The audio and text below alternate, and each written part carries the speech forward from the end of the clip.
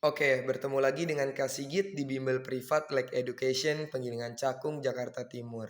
Nah, hari ini Kak Sigit mau membahas tentang materi bahasa Indonesia, tema 4, subtema 2, kelas 6 SD. Nah, langsung aja kita mulai dengan mengucap basmalah, Bismillahirrahmanirrahim. Nah, pertama itu tentang kalimat efektif. Nah, kalian pasti udah denger ya di sekolah atau dimanapun. Kalau nulis kalimat tuh mesti efektif. Gak usah panjang-panjang, gak usah bertele-tele, to the point, langsung intinya. Nah, kita harus tahu dulu kalimat efektif itu definisinya apa sih? Jadi kalimat efektif adalah kalimat yang sesuai dengan kaidah bahasa baik dalam ejaan maupun tanda baca agar mudah dipahami. Jadi ketika kita menulis sesuatu, entah menulis PR, menulis tugas, menulis di papan tulis, atau menulis di media sosial kita, maka kita tidak boleh menggunakan kalimat yang rancu. Rancu itu artinya kayak susah dimengerti, terus pokoknya nggak efektif gitu, terlalu panjang dan membingungkan. Karena itu membuat orang jadi nggak suka baca tulisan kita. Nah, beberapa syarat kalimat efektif itu pertama bersifat sistematis. Sistematis itu berurut atau tersusun rapi.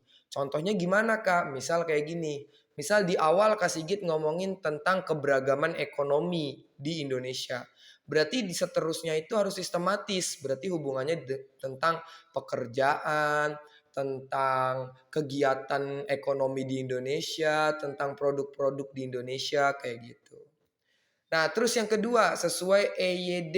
EYD itu kepanjangannya ejaan yang disempurnakan. Jadi, bahasa Indonesia itu memiliki ejaan yang disempurnakan. Nah, tulisan-tulisan kita atau buku-buku yang kita baca itu harus sesuai dengan EYD. Yang ketiga, tidak bertele-tele. Nah, ini bertele-tele ini artinya apa, Kak? Bertele-tele ini artinya tidak terlalu panjang tulisannya, terus inti tulisannya itu kemana-mana, itu bertele-tele. Jadi harusnya dia ngomongin A, tapi dia ke B dulu, ke C dulu, ke D dulu. Nah itu bikin lama, itu artinya bertele-tele. Terus yang keempat, tidak ambigu. Ambigu itu artinya apa? Ambigu itu maknanya nggak jelas, itu ambigu. Itu kalau pakai bahasa Kasigit ya. Jadi ambigu itu maknanya itu masih buram, masih nggak jelas. Ini apa nih maksudnya? Nah itu disebut ambigu. Jadi kalau ketika kita menulis, maka jangan pakai kata-kata yang ambigu. Atau makna-makna kalimat yang ambigu. Terus kalimat efektif ternyata biasanya menggunakan kata baku. Nah kata baku itu apa? Kata baku adalah kata yang sesuai dengan kaidah KBBI. Kamus Besar Bahasa Indonesia. Jadi kita tuh kalau dalam berbahasa Indonesia itu nggak boleh ngasal kayak gitu. Karena ada aturan-aturannya, ada hukum-hukumnya.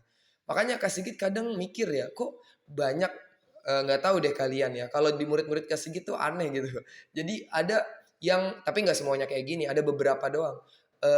Ada yang dia tuh pinter matematika, pinter IPA, tapi giliran bahasa Indonesia nilainya jeblok, nilainya di bawah KKM. Nah, itu Kak Sigit juga mikir itu. Terus habis itu ya lama-lama nanti akhirnya bisa lagi naik di atas KKM. Cuma kalau nggak rajin belajar lagi jadi turun lagi. Nah itu bahwa bahasa Indonesia itu harus sesuai EYD sama KBBI. Tapi banyak dari kita yang menganggap remeh bahasa Indonesia. Jadi seakan-akan kita udah jago bahasa Indonesia terus pasti dapat nilai bagus. Ternyata nggak kayak gitu konsepnya.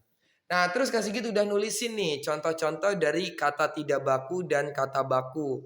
Yang pertama ada aktivitas, ternyata itu tidak baku ya. Yang benar adalah aktivitas pakai V. Terus ada nasihat, itu harusnya nasihat. Ada atlet, ini salah, harusnya atlet. Ada zaman pakai J, ada juga zaman pakai Z. Yang benar pakai Z. Ada ijazah, ijazah, ada izajah. Yang benar ini. Terus ada apotik, ada apotek. Nah, yang benar adalah apotek. Jadi ini yang disebut kata baku, yang ini disebut kata tidak baku. Sebenarnya banyak banget contohnya, tapi Kak Sigit nggak mungkin nulis semuanya ya. Nah, saran Kak Sigit ketika kamu nulis di PR, tugas, atau kalian disuruh bikin proposal atau makalah, jangan lupa harus pakai kata baku. Oke, sampai sini dulu kita akhiri dengan mengucap hamdalah. Alhamdulillahirobbil alamin.